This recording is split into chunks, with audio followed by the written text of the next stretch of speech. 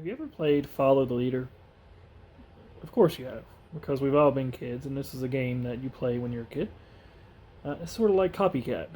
One kid is the leader, and all the other kids try to follow that kid around and do the things that they do. And of course, it always starts out nice and simple. But the leader, he wants to trip up the kids who are following. He wants to do more and more difficult things, more and more crazy things, maybe things that they might be scared to do, and see how long they could follow him.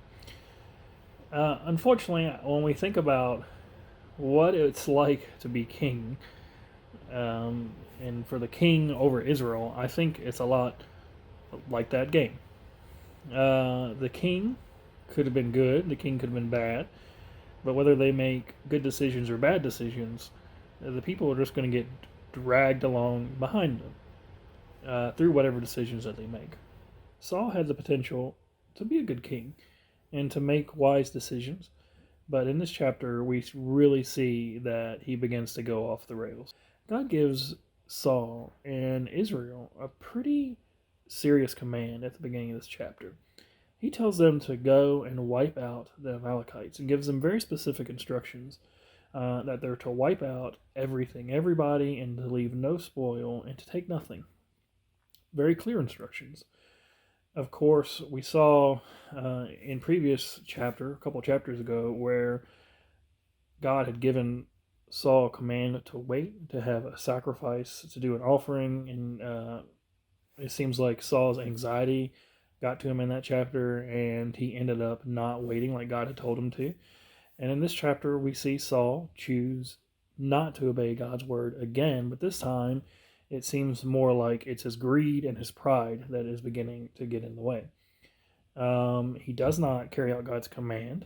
He takes plunder. He wipes out the people, but they keep anything that they think is of any value as far as cattle and spoils.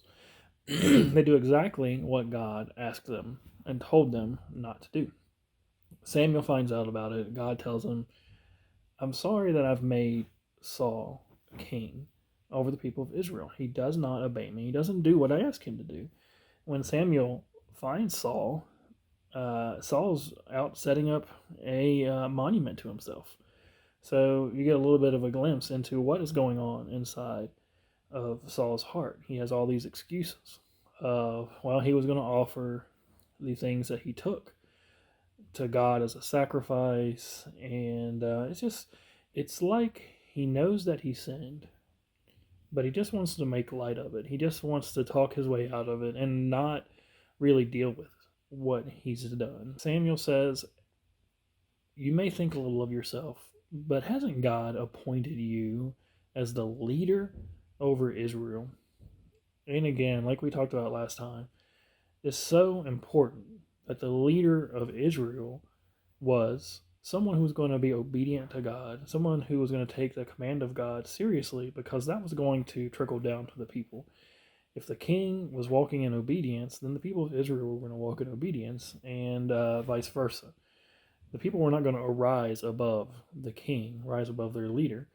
With exception, there would be still be righteous people, but for the most part, the people were going to follow what the king did, and the king could lead them down a very dangerous pathway. This is the same thing is true for us. We have leaders in our government, we have leaders in our churches, we have leaders in our families.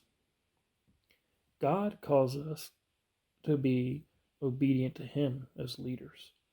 If we're not obedient to Him, if we don't take His word seriously, then those who follow us are not going to either.